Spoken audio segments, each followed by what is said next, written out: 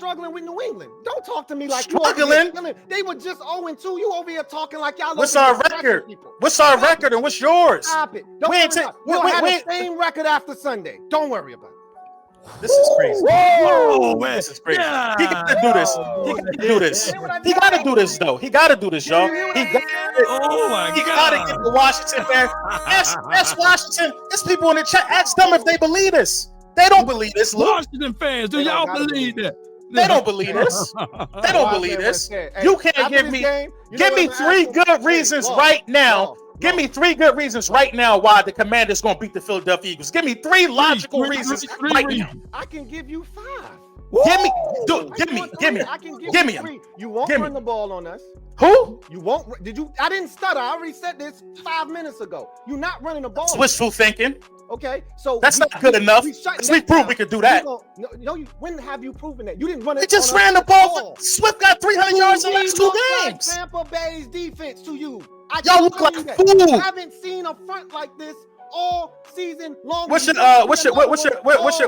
other reasons? Okay. What's your other reasons? One, you're not running the ball on us. Okay. I like the secondary. Okay. I like the matchups against your secondary because your linebackers, although they're playing well, I don't respect Cunningham and I don't respect Morrow and these bums you putting on the field, and I don't respect Josh Jobe. So I feel like there are opportunities to take advantage of your secondary. That's another reason. And number 3, I think if you force Jalen Hurts, because he hasn't really had to do this year, he's had the crutch of the run game. You force him to have to throw the football with this coordinator that you want to give some time to. I feel like we'll be able to have a chance to win the football game.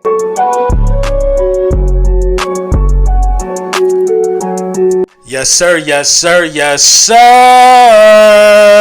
Yeah. Lil Brunson back at you with the back at you, and I'm the best reporting on the Eagles. Before we get into the meat and potatoes, I gotta let y'all know that this video was brought to you by Print Champs. Big Print Champs in the building. You know what it is. You know what we bring to the table. Get your Hurt Season gear. Get everything. Your Hurt Season tee. With the purchase of that tee, you get the hat at a discounted rate. Make sure you tap in with that. Get all my merch there. God bless who hating, still streaming, still jumping out the gym. And we 4-0 right now. You know what I'm saying? I talked a little bit about it yesterday, but let's dive a little deep because, you know what I mean? I believe the fix was in. The fix was in on this one. All week prior to this game, we had a multitude of coaches, TV personalities, sports guys just talking about the tush push, about the brotherly shove, about the rugby scrum, anything to do to downplay it. Then you start seeing people in college doing it. Penn State did it. Then the audacity of Jack Del Rio to open his mouth, his soup coolers, and then they come out there with some type of tush push with Logan Thomas because their QB not big enough to do it himself. One time it was successful. They felt good. They felt manly. Then they tried it again. And you know what happened the second time? It got stuffed. And you want to know what happened when it got stuffed? They called one of 3 bogus plays on 3rd down. It makes me believe the fix was in.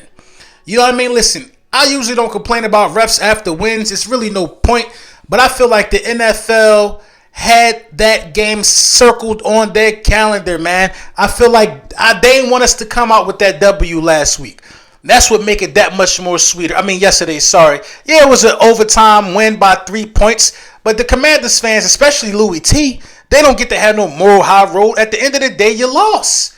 You lost. I'm glad you lost in that fashion. I'm glad we made you think you actually had a chance. But this is why the game shouldn't have been nowhere near as close as it was if you want to be technical, man.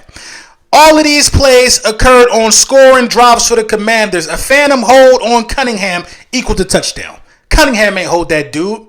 Unnecessary roughness on Edmonds equal to touchdown. Now that one I'll give you.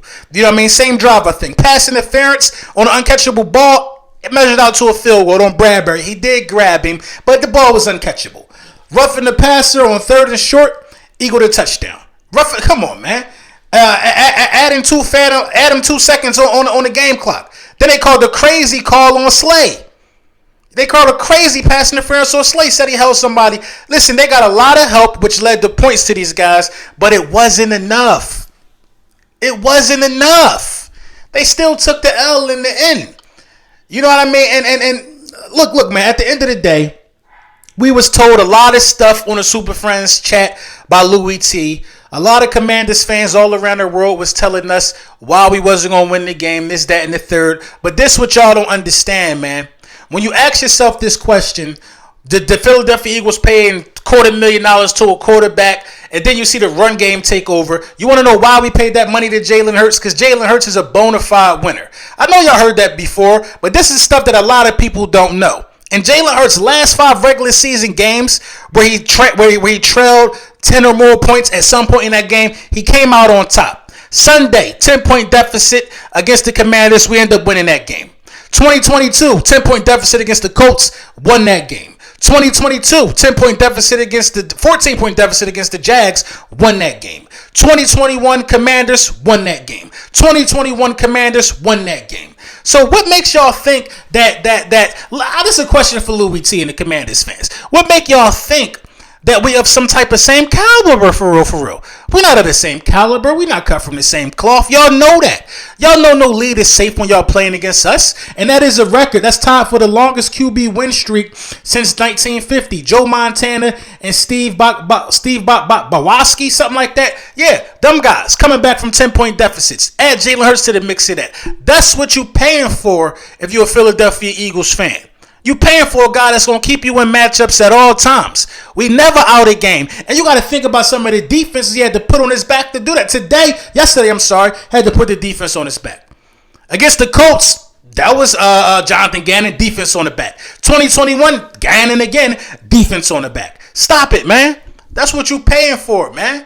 We had to go against the refs. We had to go against a deficit, and we still came out on top.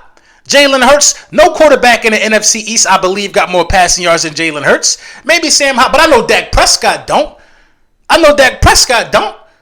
You know what I mean? Everybody want to know where the offense went. It ain't go nowhere. The bottom line is this, man.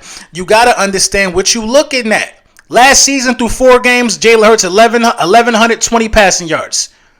1,120 passing yards. 3 touchdowns, 2 interceptions. This year, 959 passing yards, 5 touchdowns, 3 interceptions. The only thing different is the running numbers. Now, Jalen still got 3 rushing touchdowns on the season so far, but the yards ain't the same. You want to know why? Because we got DeAndre Swift, who's probably second in the NFL in rushing right now, top 3 or whatever the case may be. The team is different. The team is constructed different, so therefore you're going to see different results. The fix was in yesterday, bro. We beat the refs. We beat the hating National Football League. Everybody that hates on us the way that they do. We beat everybody yesterday, and this was a great win. And we're going to be 5-0 next week. You know what I'm saying? 5-0 next week. And I can't tell you what everybody else going to do in the division because the Dallas Cowboys going to San Fran. They might be happy right now, but we know that's going to be a bludgeoning. We know they can't beat San Fran. We know they're not cut like that. There's only 2 teams left in this thing that's undefeated, and one is the Philadelphia Eagles. So if your team took a loss, have a nice week enjoying being subpar while the dominant team still look to be undefeated.